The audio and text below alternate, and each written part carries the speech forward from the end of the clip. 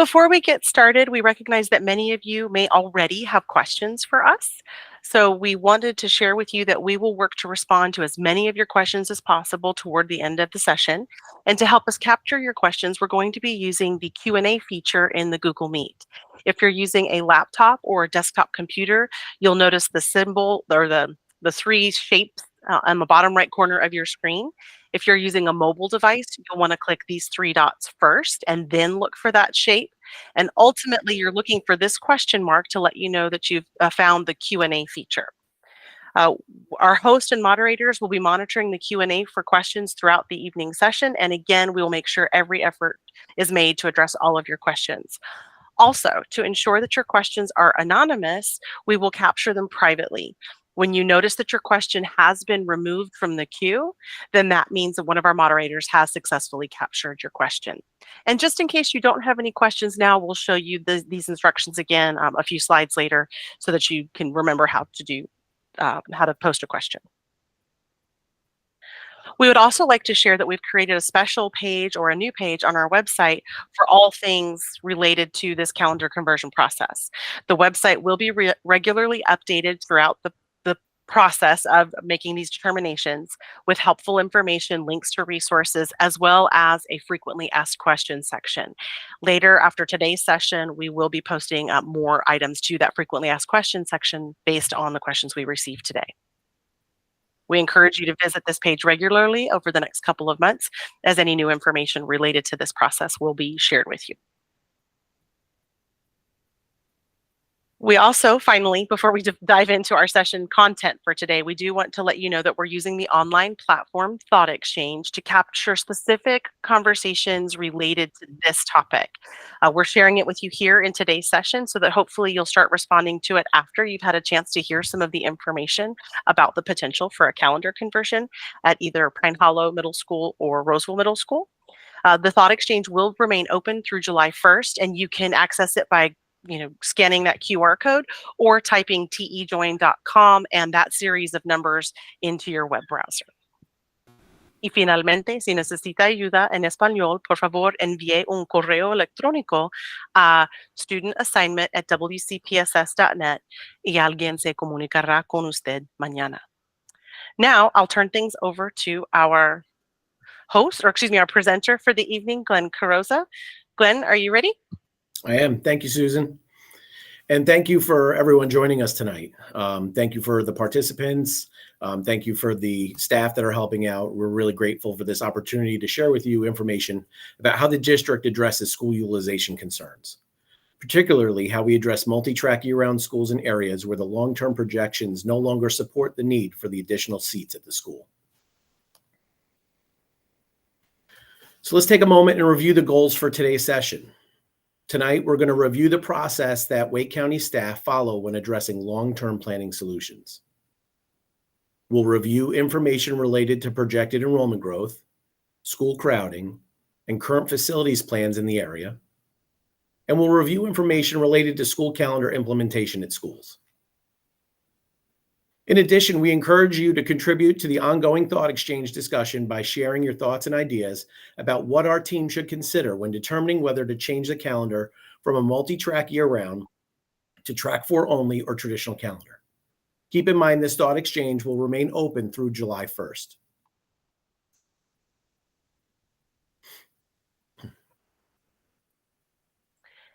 Glenn, before you continue, we do want to remind those of you that maybe have joined us in the last few minutes that we will have information that is being shared in tonight's presentation, along with a frequently asked questions section posted to this new web page that we've created on the district's website.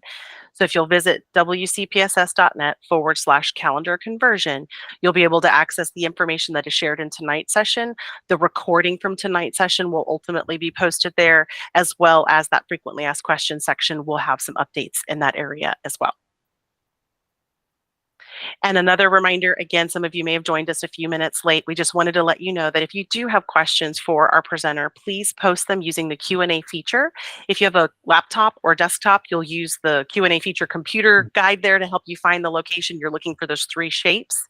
And then when you click on those 3 shapes, you're going to see that question mark. If you're on a mobile device, you'll look for the three dots in the lower right portion of your screen. Then you'll see those shapes, and then you'll look for that question mark. Again, we'll be capturing all of those questions anonymously. So once you post your question, if you see that it has been removed, then that lets you know that our moderators have successfully captured your question, and we'll get to those toward the end of our session. So with that, Glenn, I'll turn it back to you. Thank you. And so I just want to remind everyone, again, thank you for being here and taking your time to listen to what we have to share with you, and for being available to listen to how we walk through this process. This is not a process that we take lightly. This is information that we've gathered over several years. And so we're here to share with you how this process will look so that you better understand from start to finish how we got to where we are today. So there are 6 steps that the Office of School Choice Planning and Assignment take when considering long-term visioning for our district. And it all starts at step 1, where we present the annual enrollment forecast, our 1 and 10-year projections for the district. Now, our Office of Long-Range Planning, headed by Marcella Rory, works very closely with our municipal planners. And so we get the information from the source about where this growth is coming, when it's coming. And then we use a third-party group, Carolina Demography, to help us understand where the students will be distributed throughout the grade levels and throughout the county.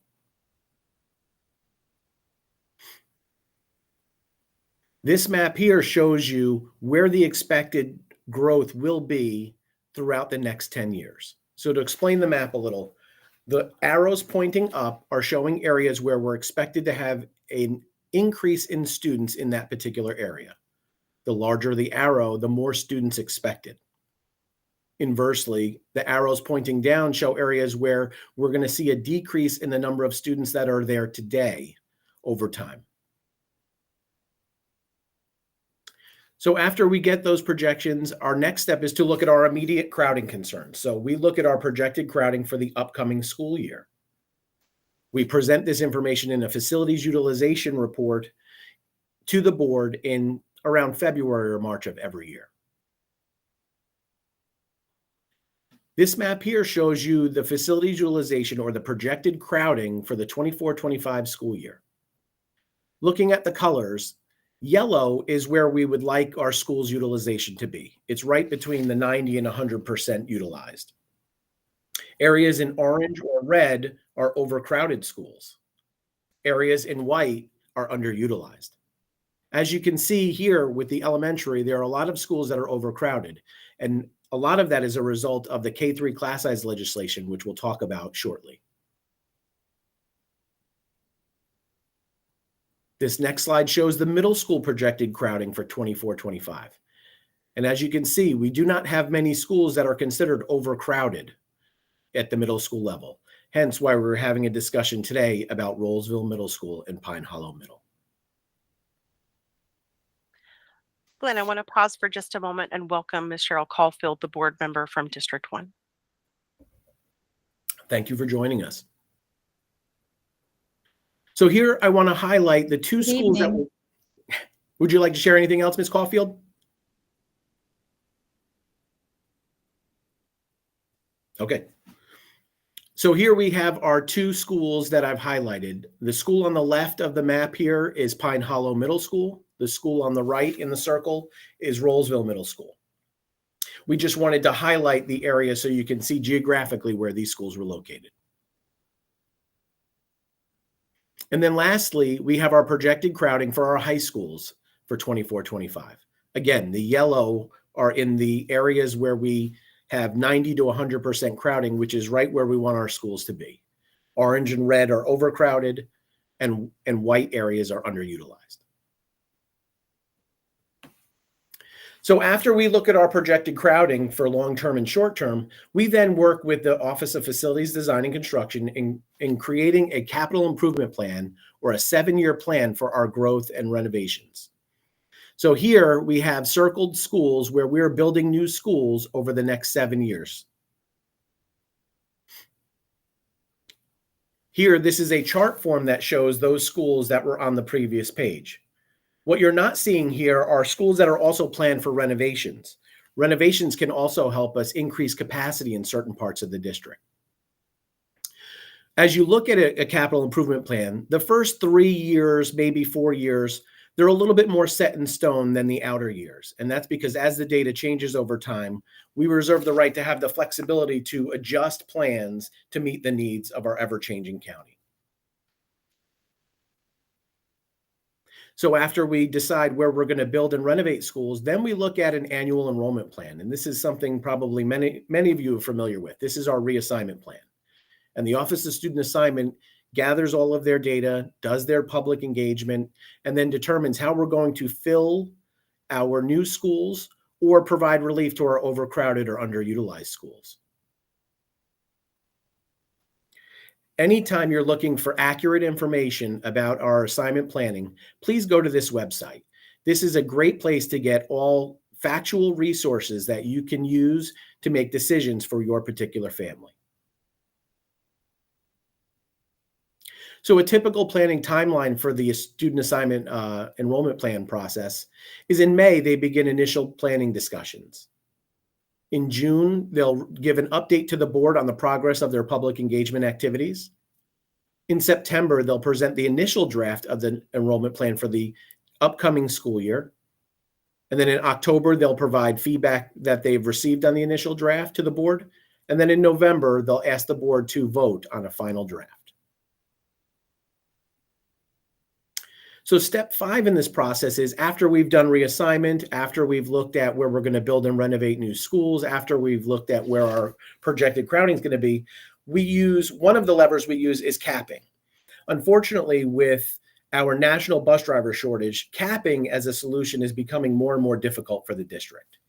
When you cap students out, that means that students who live in a base attendance area for a school may not be able to attend the school because the school is too overcrowded. Therefore, we must provide transportation to those students to a neighboring school that has capacity. A list of the capped schools at elementary are shown on the screen now. Some of them, as you can see, are multi-track year-round schools as well. And we'll talk more about the additional capacity that a multi-track year-round provides the district. And here are your capped middle school and high schools.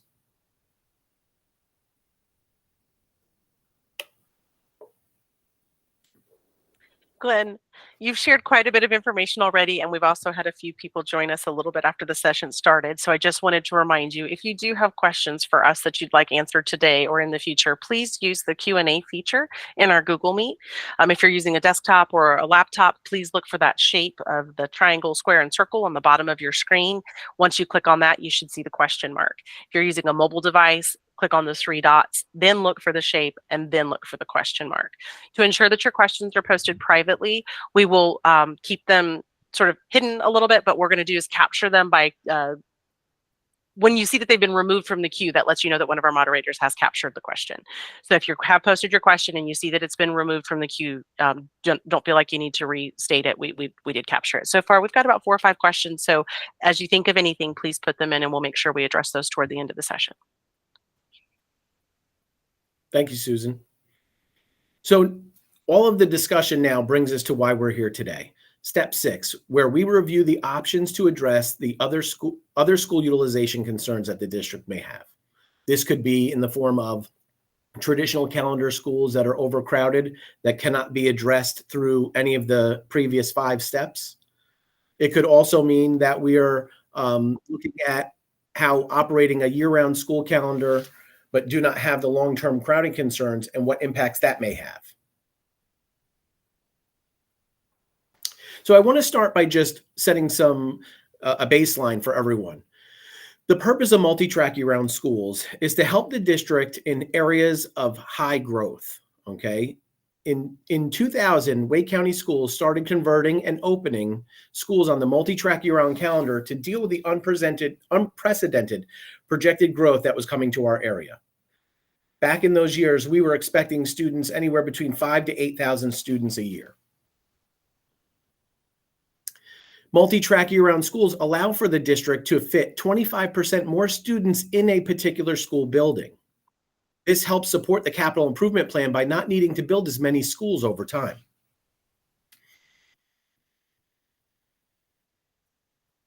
So to just share with everyone what the multi-track year-round calendar looks like, I've presented one on the screen.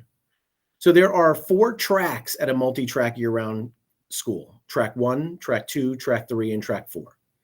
And at any given time, 3 tracks are in the building at one time, while 1 track is tracked out. Every 3 weeks, a new track comes back in from their vacation. Now, many people misunderstand that year-round schools mean my child goes to school more days than a traditional calendar student, and that's not correct. They go to school the same amount of days. They just, instead of getting a long summer break, they get 4 3-week breaks separated throughout the school year. They still get time for a winter break and a Thanksgiving break that we generally have, but they do get their summer break spread out. So why do we need multi-track year-round schools? And I'll tell you, especially at the elementary level, we need it because of the K-3 class size legislation that the state of North Carolina has implemented. When they implemented the K-3 class size legislation, which is we can have a maximum of 18 kids at kindergarten, 16 in first grade, 17 at second and third grades. When that happened and that law took effect, Wake County schools lost over 9,000 seats of capacity.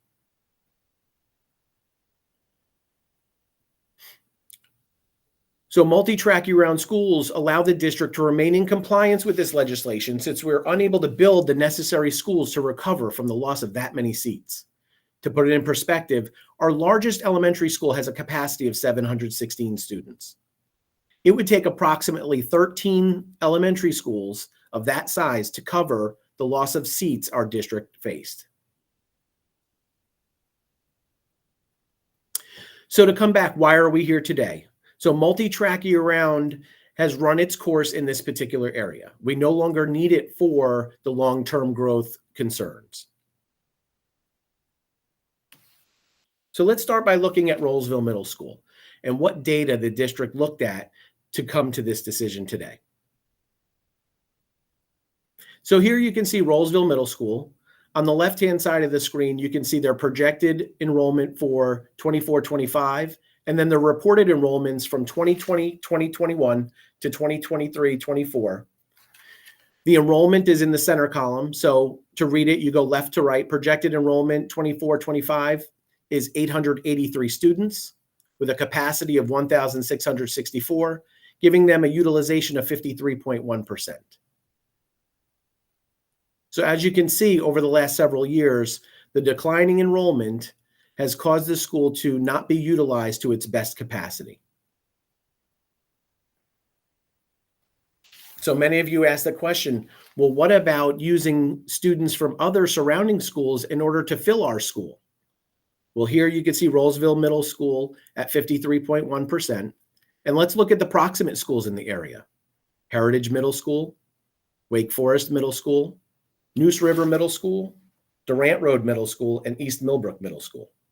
And as you can see, their projected utilization for the 24-25 school year does not have them as being overcrowded as well.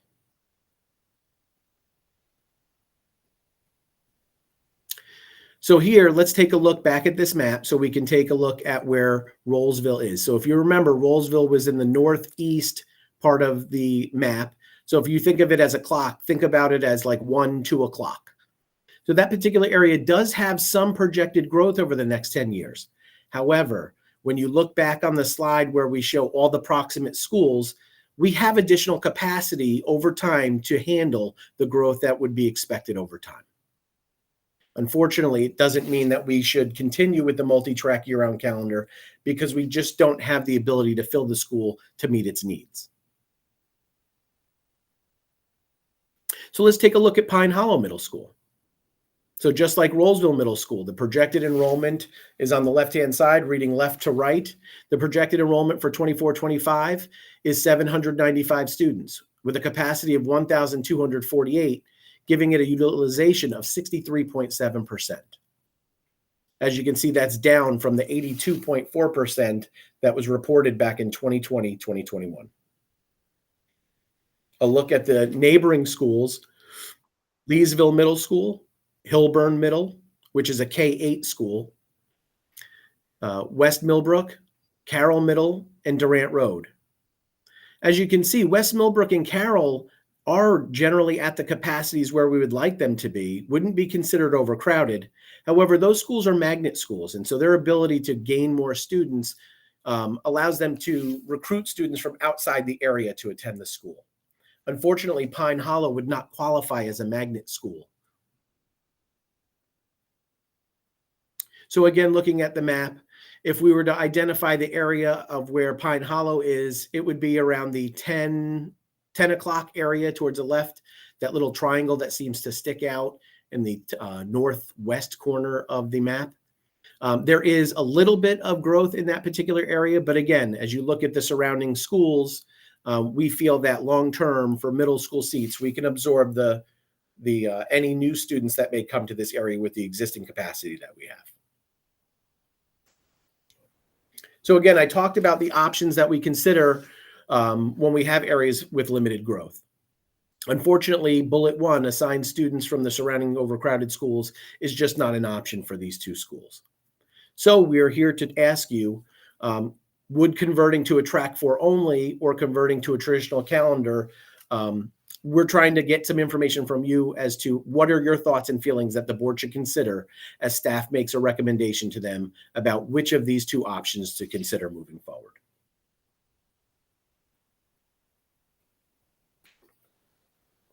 So in the past, we have converted some schools from multi-track year-round. Durant Road Middle School and Elementary School are ones in this particular area that we have done over time.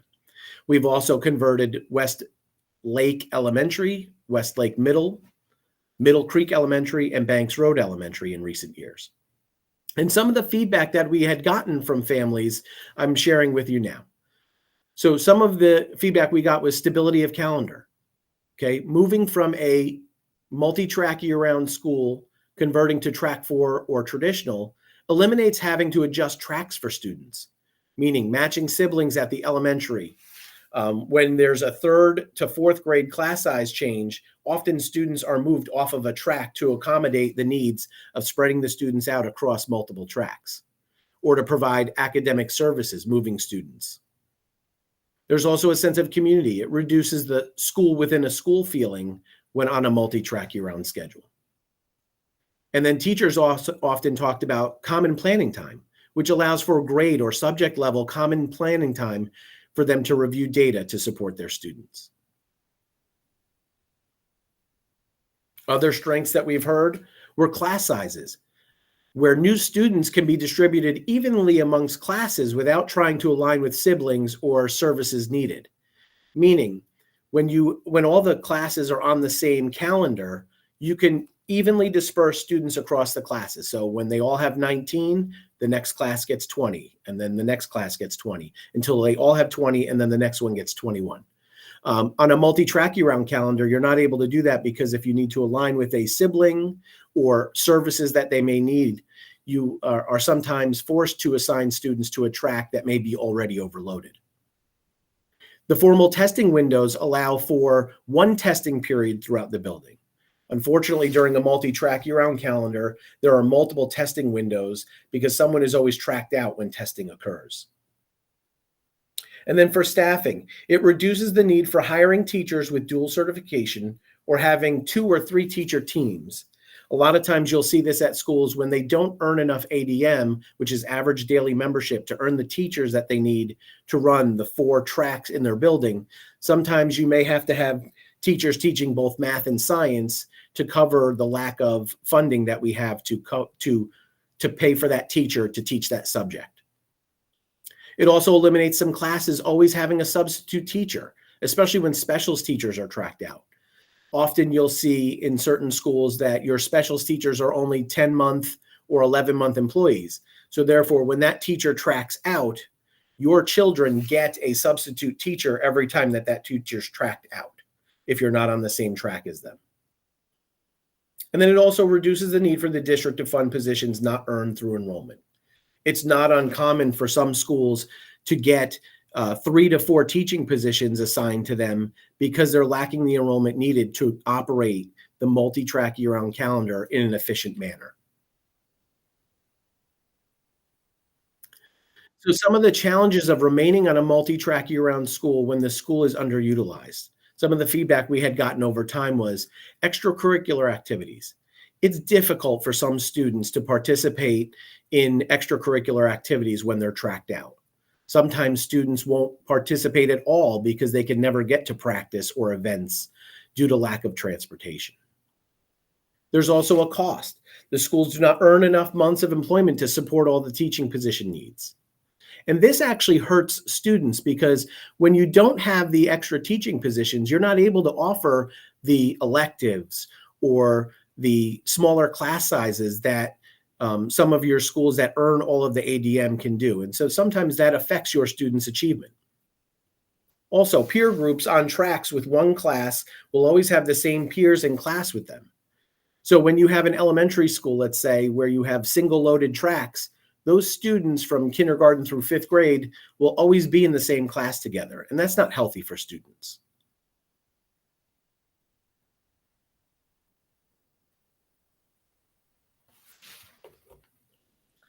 Okay, so we've gone through quite a bit of information. We have a handful of questions that have already been submitted, but we just wanted to remind you that this is the way to submit questions for today's session.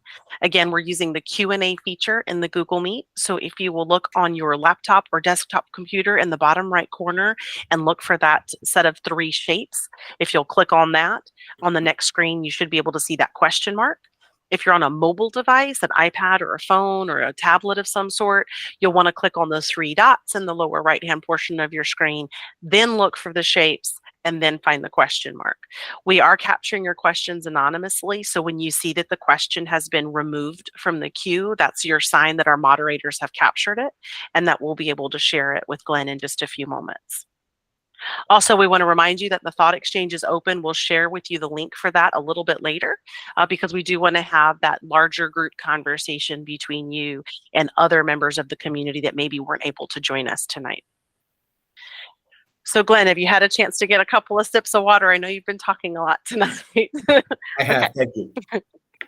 The first question that we have is there a possibility that the board might consider delaying any decisions on calendar change until maybe the 26-27 school year? So that's a good question. So staff is bringing this conversation to the board now in hopes that they would possibly consider it for the 25-26 school year at the earliest. The board would make the final decision on when they would implement this change, but we will bring a recommendation to them based on the information and data that we have. Ultimately, is there a chance that the board would delay that decision? Again, that's up to them. I can't speak for them, but they do have that option.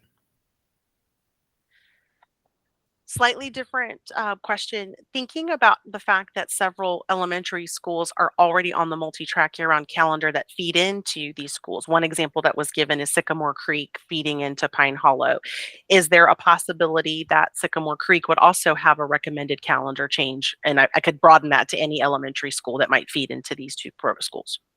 Thank you for that question, because I think that is the reason why we're here today, because staff has struggled with the need for multi-track year-round schools at the elementary level because of the K-3 class size legislation is very real. And unfortunately, in areas where we've converted schools in the past, we've been able to convert their feeder pattern elementary schools as well.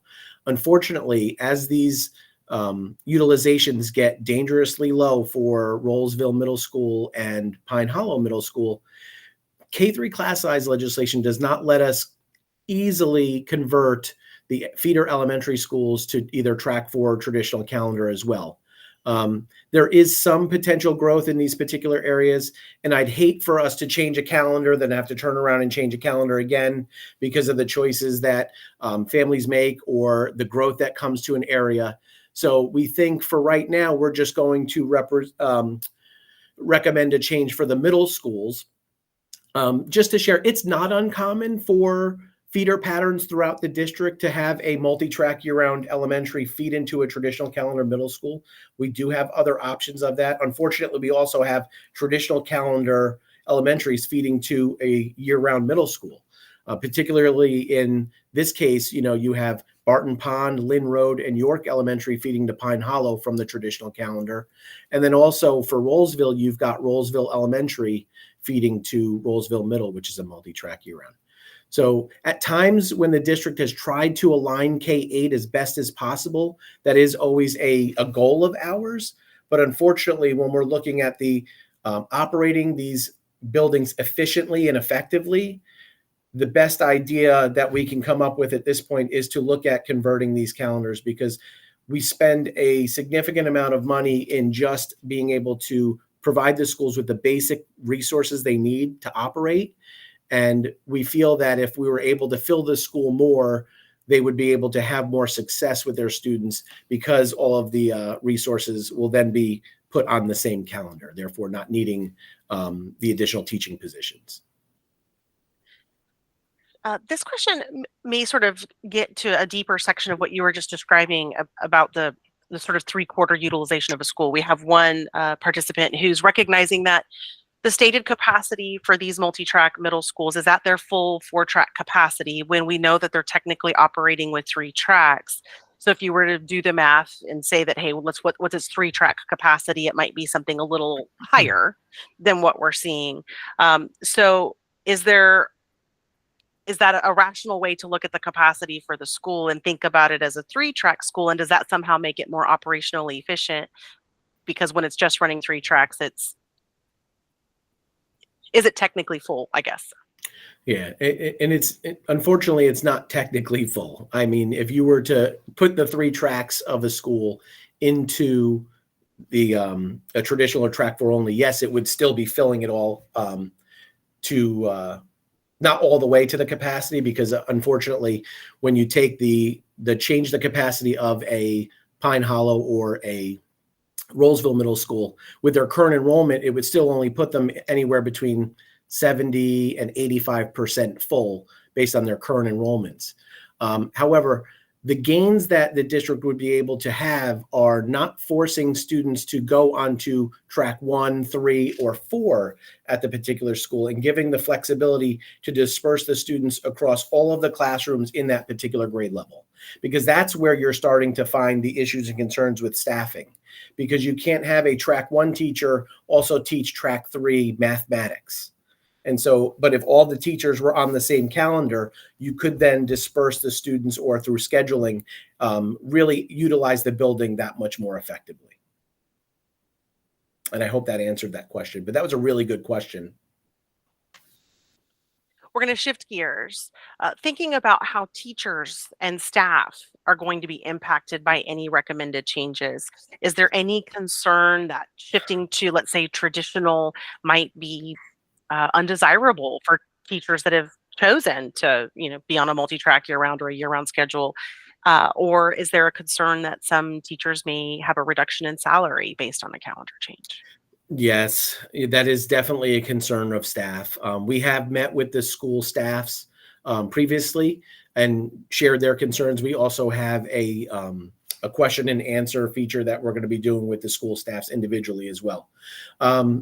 That is always a difficult part of this conversation. You do have some staff that are 11 and 12-month employees that would no longer get paid on 10, 11 or 12-month salary because of the schools converting. They would have the option to transfer to other multi-track year-round schools around the district if they so choose. And we also have concerns about how do we align staff children that are maybe at a multi-track year-round school and their parents are teaching on a different calendar. These are things that our offices, and particularly the Office of Student Assignment, will work with staff members and their children to try to find a way that will meet their particular needs. Do you always have a concern that staff will leave and go somewhere else? Of course. We've seen that in all the times that we've converted schools, but the data shows that generally we have a good track record of keeping staff at the particular schools despite a calendar change over time. So we feel confident that we'll still have enough staff to teach the children at the school, depending whatever calendar it ends up being. Good question, though. Thank you.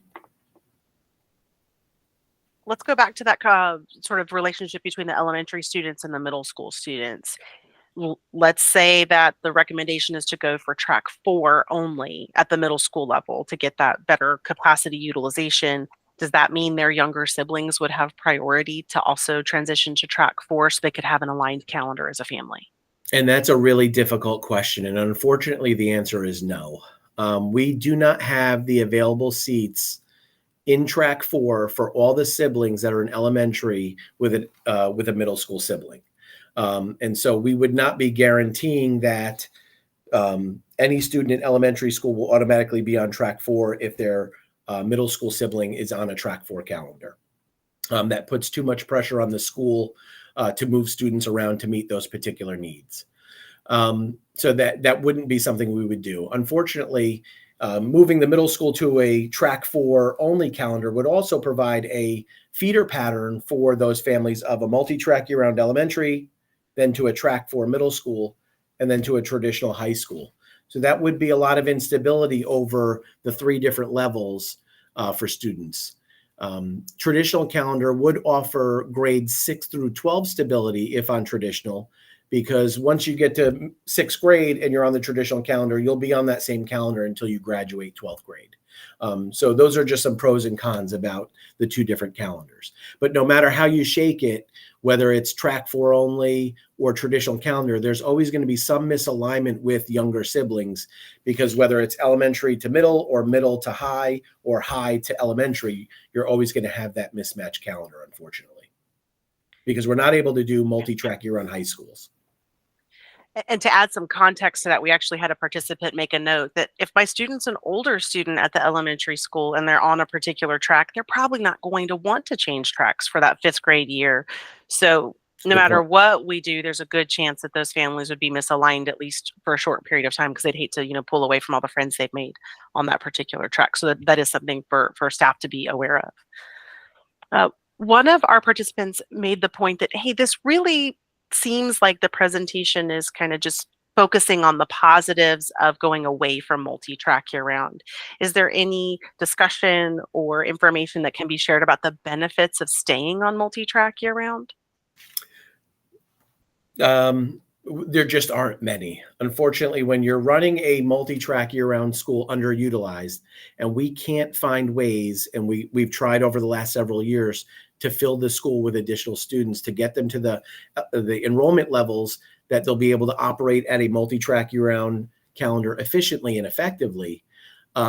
We just don't have any other means to do that, and so you just have negative benefits on students when you're running underutilized schools. And so that's why we're bringing this recommendation to the board for either a track four only or a traditional calendar conversion, because we just don't have any other means to be able to survive long-term on multi-track year-round school at the enrollment levels that we're at, unfortunately. Would it be fair to say that when schools are at capacity or close to at capacity, that the multi-track year round does provide some benefits, at least from a facility utilization standpoint? Of course. Yeah. When they're operating at 100% utilization, that means we're able to get 25% more students in the building, which is saving our capital improvement plan from having to build additional schools. Unfortunately, when you dip below at least the 75% mark at a multi-track year-round utilization, you're now getting into the point where you'd be underutilized. And so therefore, that's when it starts to become more difficult for the classes, the electives that you're offering, the specialists to be hired, 12 months, all of those things that start to impact student achievement over time. More of a comment than a question. Several participants, I think shortly after you explained that potential calendar mismatch for the elementary, have said, then if track four only is still going to potentially give us a calendar mismatch, would traditional be an option? Because at least at that point, there is some overlap with whatever track my student might be on. So would traditional be considered for either Pine Hollow or Rolesville Middle as opposed to track four? And that's why we're here tonight. And that's why we've had this session previously last week.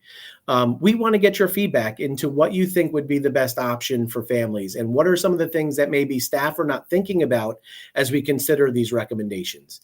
Because we didn't want to just turn around and make a decision and say, well, we're going to go track four only, or we're going to go traditional, and that's going to be the option.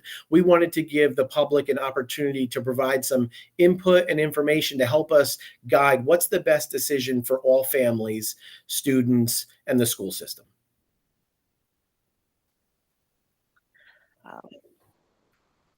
we did have someone comment. There's been some back and forth, at least in terms of the comments, maybe not so much the questions, that thinking about aligning with friend groups versus aligning with siblings. And it looks like we're getting a little bit of both. There are some that are saying aligning with the siblings is really more important as a family to keep our family on the same schedule.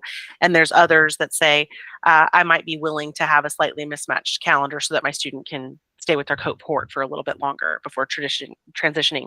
We've also had a couple of people make the comment, and I believe you made this comment earlier in the presentation, that a traditional middle school would at least kind of set the stage for that traditional high school calendar that's likely to come, because there's only all of our traditional high schools obviously are on the traditional calendar.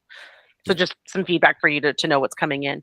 Another comment was, let's look at the Pine Hollow example in particular, which I think this probably would be true for the Roseville Middle example as well. But the specific question is, if Pine Hollow Middle, let's say, becomes traditional, the Sycamore families that are currently aligned to Pine Hollow, would they be given any kind of preference to perhaps go to Barton Pond since it is on a traditional calendar? So they could have a family K-8 alignment. So that's a good question. We would be able to consider aligning some families, but not all. I mean, you'll have limited seats available at the surrounding schools. But you also have to remember, we got to balance that with running Sycamore Creek at an effective level. If we allow too many transfers out of the school to align with the middle school, then that enrollment continues to go down, and then that causes the same concerns that we're having at the middle school. But certainly through our transfer process, through our magnet process, we have certain windows where families can exercise some choice options if they so choose. We just can't make any guarantees, though. Parents haven't necessarily asked this, or participants haven't necessarily asked this, but what about the reverse? If Roseville Middle or Pine Hollow is recommended to go traditional and they want to keep the year-round calendar, would there be middle school options for families to be able to request a year-round calendar somewhere else in the district, maybe not at those two schools? I'm glad you brought that up, Susan, because that is a really good point. For families that would like to remain on the multi-track year-round calendar, they could apply for a transfer to another school. However, they wouldn't get district transportation to that school. And then again, it would depend on the seat availability and the impact on the sending school and the receiving school. But it is certainly an option that families can consider. If they ever have any questions about what options they'd like to consider for their address, I would suggest that families reach out to their Office of Student Assignment representative, and they can help walk them through any questions or concerns they may have for their individual child. If you'd like any other information, just general information on our transfer processes, you can go to the Wake County website and search under enrollment and go to the Office of Student Assignments webpage. And therefore, you can get a lot of information about the processes and how we follow Policy 4150. I'm going to just give our moderators a little bit more time to check the Q&A feature. I think we might have our last question or comment. We've got at least one, actually, I think several participants that are starting to chime in and say, if we convert to track 4 at the middle school, that really only benefits the families that are already on track 4. Families that are on track 1 or 3, regardless of how this works out, would have to have an adjustment, and perhaps traditional would be less of a transition than having to manage a track 1 and 4 match, or a 1 to 4 switch, and then back to traditional when they get to high school. So there is some energy around the idea that traditional might benefit all 3 tracks, where track 4 might really tend to benefit those that are already on track 4. But again, that's just all the different comments that are coming in. And I appreciate that feedback. And I really want to urge families to go to the thought exchange to share these thoughts and concerns and rate each other's thoughts. We had a very good showing after the first presentation that we made last week. And I'm really urging you to go and join that conversation and rate those thoughts, because at the end of this process, we're going to take all of those thoughts and all of the energy that around the ratings for those thoughts and share that with the board, and then also use it to help us guide what our recommendation would be. So regardless whether it's track 4 only or traditional, please make sure that you go out and make sure that we understand where the energy lies with regards to this decision. And again, thank you for being here. I can't say thank you enough for taking time out of your day to come listen to this information, and then we'll and participate in the process. We have one final question and then we'll go into our closing. And please don't leave us, participants. We do have some special information for you about our next steps and some reminders about the thought exchange and some other resources. So hang on with us as after we answer this last question. There's a participant who's familiar with the fact that in the past, Durant Road was converted to a single track 4 school as opposed to traditional. And they just wanted to know if you could explain the thinking behind that conversion for that campus and why maybe that does or doesn't apply here to the Yeah. Pine Hollow and Rolesville Middle examples. And so at the time when we had converted Durant, our forecast data, we had felt that we would possibly need a multi-track year-round calendar longer term. Unfortunately, shortly thereafter, or right around about that time, the charter schools in the Wake Forest, Rolesville area have taken off, and therefore they have taken a good chunk of market share from Wake County schools. And so the students, as that growth has come, we haven't needed to expand Durant Road to multi-track year-round. When you look at the long-term projections for the Pine Hollow area, there's not a lot of new residential growth that's expected over time. And any little bit that is there, again, as I've shared, we feel like the proximate schools in the area could help handle any need for additional seats if there is any. The Pine Hollow area, a lot of that area is already residential built out. There's not a lot of new residential growth. There are pockets of it, but not to the extent you may see out in the Rolesville area. However, when you look at the Rolesville area, we do have a significant number of seats available at the surrounding schools. So again, in that particular area, we feel long-term we'll be able to handle any additional students that come in the schools that are proximate to that area.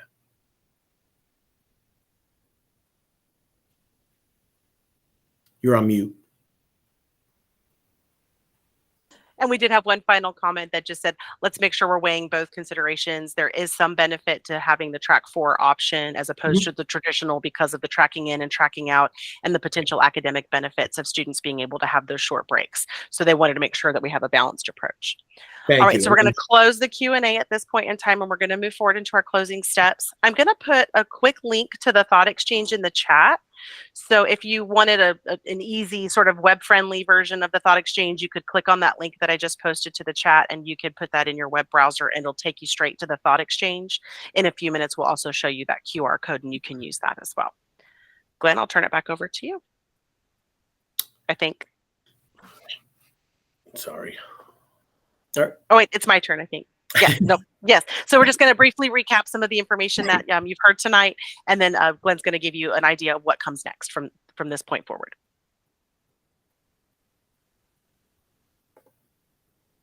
All right. Thank you. So we hope this session has helped you to understand first that the purpose of multi-track year-round schools is to assist the district in managing projected growth. Second, that the data for the areas discussed in our presentation does not support the need for multi-track year-round long-term. Third, that your feedback is critical to our planning process. And lastly, that the earliest any recommended calendar changes would take effect is for the 25-26 school year. Since we're wrapping up our public engagement session for this process, I'd like to share a few items that are coming up next in our planning process.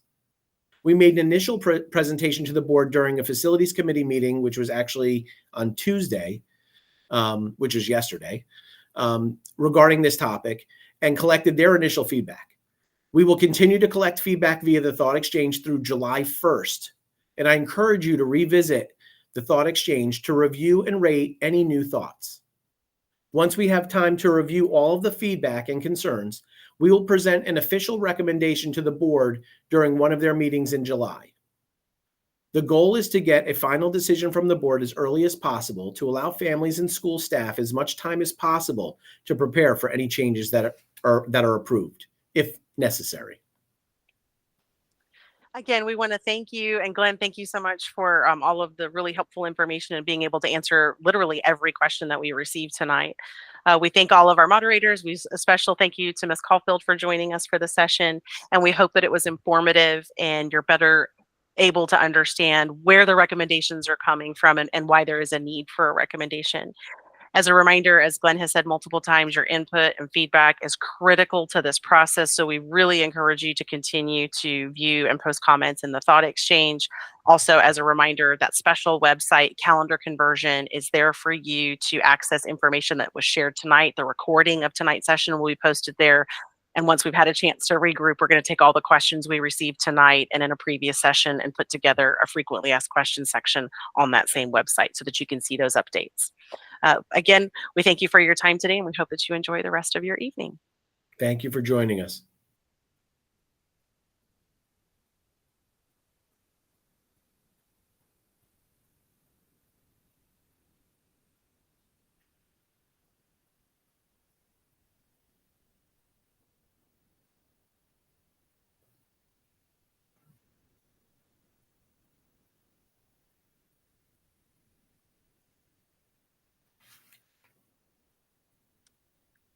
All right, since we've come to the end of the session, I'm going to end the recording and end the call.